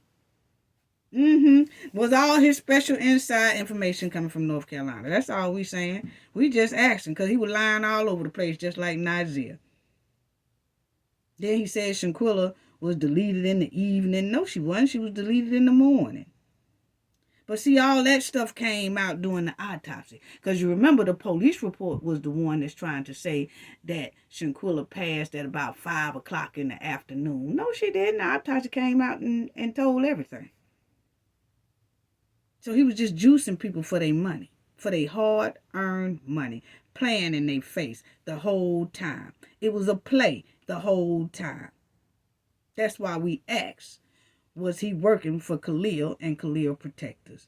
Everyone in that villa, you know, like I said, if he gonna take pictures, so-called that was Shanquilla, if you could take pictures of that, why you didn't take pictures of Cowboy 6? Why you didn't take those would have been the main people you would have turned around and started taking pictures of. Because this picture is a lie. That wasn't the scene of Shanquilla at all. It wasn't. It was. And that Amalamp show is not what they use in the 2000s. Come on now. Not even a Red Cross one. You know? And you'll see right there, they were saying that they was doing CPR and all that stuff. No, all that was on that police report. Nothing but a lie about she passed at 5 o'clock in the afternoon. When the autopsy came out, it told us exactly what happened. And then he gonna say Dejanay was arrested. And then after that, he took out. He took out after he told that big lie about Dejanay was arrested. So, did he contact Khalil and Khalil family? Because remember, on that villa sheet, all of their numbers was on that villa sheet. So did he contact the Cowboy 6? Like, hey, I'm from Mexico and I just want to know what happened and I might can help y'all out and this and that. Then all of a sudden, he starts working for Khalil and his protectors. That's what is given. I'm sorry. That's what is given. Because he throwed a big monkey wrench and he hindered Shanquilla's story tremendously. He was a big distraction and was lying the whole time. Lying the whole time. Then you see right here, he also did a video, you know, when he said that he got all the paperwork and all the photographs of so-called Shanquilla laying on that floor, which a lie. He did a video saying, and well, we are going to deliver these photographs so that the prosecutors will have it. He was lying the whole time. He was saying the pictures that he was telling everybody that was Shanquilla, he was going to deliver those pictures to the prosecutors. He ain't delivered nothing to nobody. Ain't none of that stuff in Shanquilla's paperwork up there at that White House. Ain't no pictures of the crime scene at that White House. The transcripts we seen, he was lying. He was lying. The whole time he was lying. And he was making it good. Oh, y'all, I'm on my way up here to give the photographs to the prosecutors so they can have it. And they could, boy, stop. Stop. You lying. Then he said he was the first to tell Shanquilla's story. That was another big lie. No, you wasn't. Shanquilla parents and Gerald Jackson was. Put the story out there like that. Then he played on the tops and the hearts of people's wallets. Millions of people's wallets and bank accounts. He would never have to work again a day in his life. Because the American dollars he got is going to take care of him for life. I'm talking about people gave him thousands and thousands and thousands and thousands of dollars. Then he was telling the people that, oh, I want y'all to pay for an app. And when you go to that app, you'll get exclusive videos and audios of Shanquilla's case. None of that happened. He took the money, but them people didn't have no exclusive nothing. Then he said Dejanay was arrested by Interpol. What? Interpol don't arrest anybody. That's a fugitive list. That's an awareness list. That's an alert list. They don't arrest nobody. But people fell for it at the time because they didn't know what Interpol was or really just was so into the story. They didn't think of what the lie he was telling because Interpol is a list. It don't arrest nobody. Then we noticed that Dejanay had been arrested, but then we noticed that he took that video down about Dejanay being arrested, but all the other trifling videos he still got up on his little page. Was he a plant by Khalil and his protectors? To twist Shanquilla's story and lie and help with the roadblock of Shanquilla's justice, because that's exactly what he did. Mission was accomplished. He messed Shanquilla's case up a lot. We just asking, was he working for Khalil and his protectors? Because he jumped out of nowhere. And he kept saying, well, you know, the American government is doing this, and yeah, and the Mexican prosecutor and the American government is saying this and that. He wasn't talking to nobody up there at that White House. He was talking to people up there in North Carolina. So who was he talking to? But now that we know this conflict of interest, we most likely have an idea. That's why we just asking, was he planted on this internet by Khalil and Khalil protectors? Because that was a disgusting and disturbing picture he put up talking about it was Shanquella, and it wasn't. And he never did give that family not one apology. And once he said Dejanay was arrested, he disappeared quickly. And then if y'all notice, shortly after that, it wasn't too much longer after he told that lie about Dejanay being arrested. Once they, told that lie for a minute, and he was planted here to tell us that lie and to confuse us and to tell lies to us and to keep us confused and all that. Once we realized he was lying about Dejanay being arrested, he disappeared.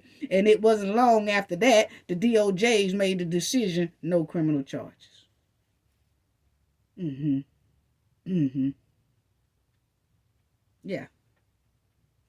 And he never did give the Robinson an apology for all them lies and fake photos he put on the internet and spread it on the internet to hinder Shanquilla's case. Just doing a demonic lie. Yeah. So, that was his main focus. To throw confusion in Shanquilla's case. And he got on that internet and he long stroked everybody's hearts and he long stroked everybody's bank account while telling lies.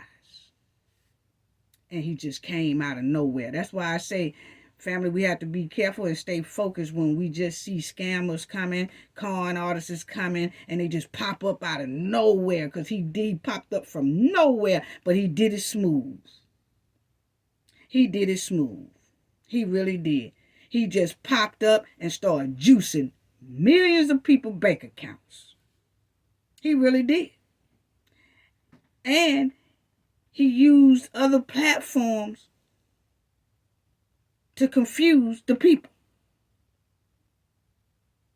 He really did. He did it smoothly. He was lying so good that so many people didn't even know he was really lying. He used just about a lot of people. He did. But now that we know the conflict of interest, we was wondering, why is he here? We kept saying, why is this man here? Where did this man come from? Why did he just pop up like this? What's really going on? Now that we know about the conflict of interest, it all makes a hell of a lot of sense. Yeah. It really do. Talking about Dejanay was arrested while Dejanay running around partying, drinking, having a good time, all at the electric tequila, fighting and carrying on. Ain't never been arrested.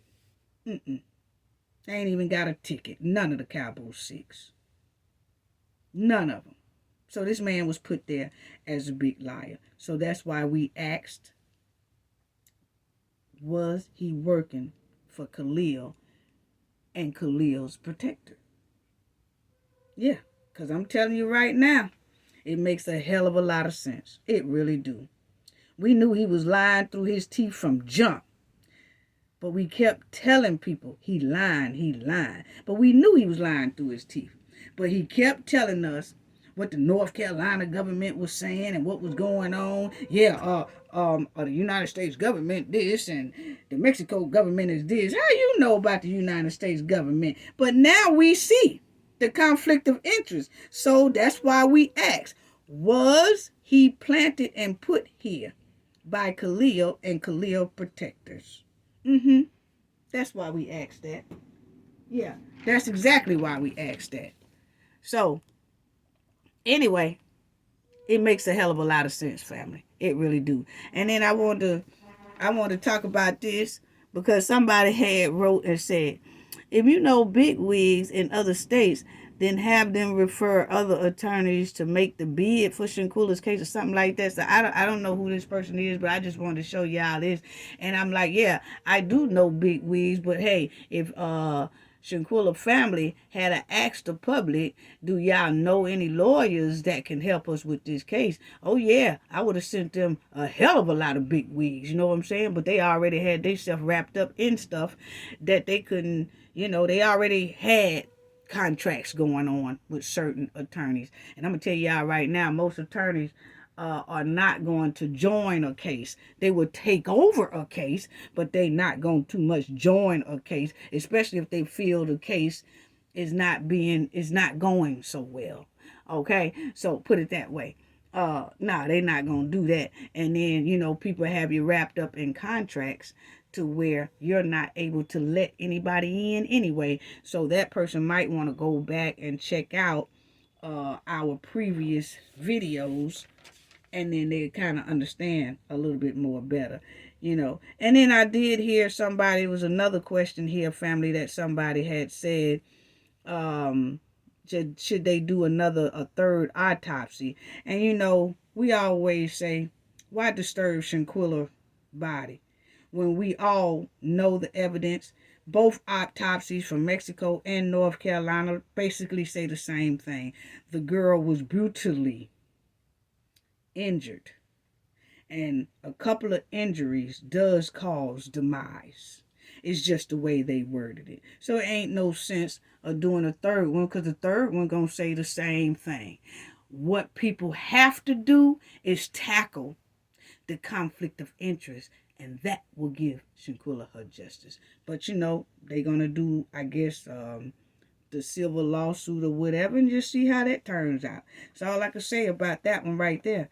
You know what I'm saying? They do the civil suit, do a obstruction of justice and against Cabo 6 or whatever they gonna do, and then they could get their justice or settlement from there, I guess. Now I do want to say this, family, because let me say this right quick and then I'm gonna close out. But Mr. Robertson, let me get this state too, because a lot of people get DOJs confused, because a lot of people think the DOJs in North Carolina or DOJs in other states too. No, each state has their own DOJs, okay? They have about 2 of them. Each state has about 2 DOJs, okay? So each state has their own DOJ. Then you have the Merrick Garland. He is over all the DOJs in the United States. But there are DOJs in each state in the United States, okay? And they run their own state, and they make decisions for their own state, okay? Wanted to get that straight. Now, I did want to say, Mr. Robertson wanted that attack video out there, and he wanted to show the world, thinking that video would make a difference. He had to make a hard decision knowing that Cabo 6 had attacked his daughter with no clothes on.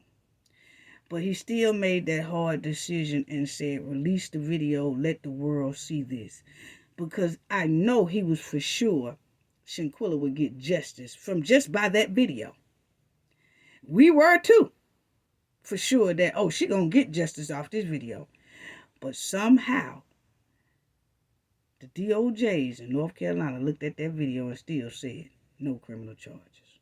Not enough evidence. Okay?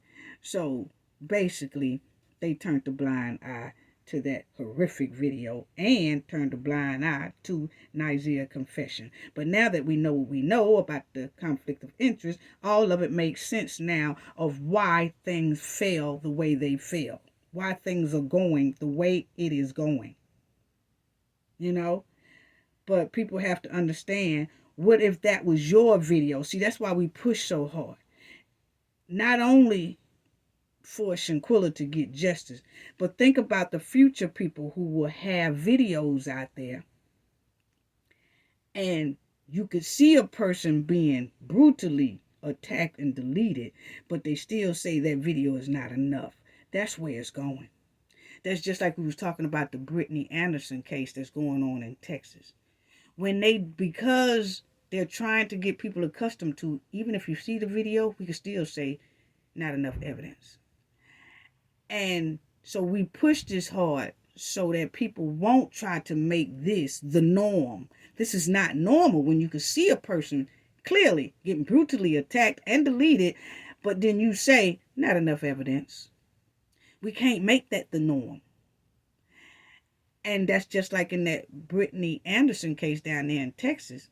When they do release it and people see it, if they let the public see it, and if it's something that's wrong, and we say, oh no, that's wrong, and then they say, well, still not enough evidence to do anything about it. So see, we're not just fighting for Shanquilla. We're just trying to make sure that they don't make it the norm that we see a video like this, but they still tell us it's not enough evidence. You know? But it's just not enough boots on the ground at all. And another thing, somebody said, well, you know, they might be doing a settlement in silence. And when you do a settlement, most likely it's not going to be public record. See, that's another distraction people are trying to send out to us. And you know, sometimes they're right on that. But in this case, regardless if they are working on a settlement, got a settlement, some people say, you know, maybe they done already got a settlement. Maybe they have already worked out a settlement deal. They got it, and that's it. They just not telling nobody. Okay, that's well, fine, and good. You know, they say, and some settlements are not public records. That even if you look it up, it's not going to show, and it's probably sealed, and nobody will know. Oh, that's all well, fine, and good. It still don't take the fact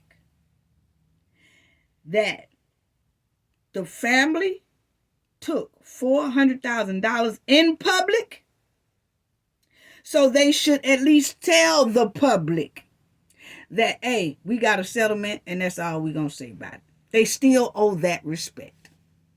But that's what I'm talking about distractors come in, and they say, oh, well, you know, maybe they got a settlement behind the scenes, and the settlement don't have to be public. Sometimes the settlement is not public. Yeah, you're right.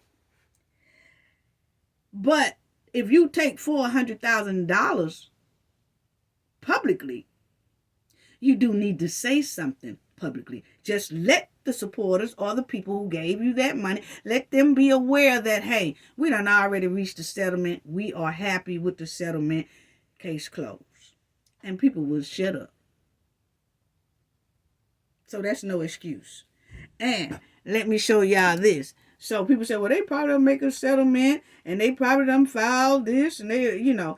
But one thing we can say is this right here, family, is that the North Carolina, the limit for filing a wrongful death claim in North Carolina, just like personal injury lawsuits, wrongful death claims must be filed within a certain time frame in order for the case to be successful in North Carolina. Those type filings must be filed within 2 years from the date of the person's demise. Okay, so we all know, I done showed this before, you know, that's how come I know when people come into the comment section saying certain things that they are distractors. And most of the times we do delete distractors, okay? That's just not what we are accustomed to doing, entertaining distractors, okay? We're not entertaining distractors, point blank, period. So anyway, y'all will see that within 2 years. So, October the 29th of this year will be the deadline to file anything for Shanquilla. So we have until October the 29th, okay? And hey, if we hear anything before then, great. But we do know after October the 29th, if we don't hear anything, most likely they have settled behind the scene, or most likely they are leaving it alone. Point blank, period. You know? So they do have until October the 29th. They got like, what, 8 more months? All well, fine, and good. So we got at least 8 more months to see if we hear anything. Maybe we won't. And if we don't, then we all know that they probably one or two things. Left Shanquilla's case alone, or got a settlement behind the scenes and just haven't said anything. But until then, we're going to keep pushing for Shanquilla's justice, and we're going to keep riding bumpers for people who are so quiet on her justice and all that. We don't care about nobody doing something silent behind the scene, because like we said, people didn't give their $400,000 in silence. They gave it to them loud, proud, and wanted some justice. So, until October the 29th comes, we gonna be riding bumpers about Shanquilla's justice, regardless if shit is being handled behind the scenes or not. But after October the 29th, 2024, then we'll know that either two things done happen. They filed something and just keeping it quiet, or they got a settlement and keeping it quiet, or either they just has let Shanquilla case go.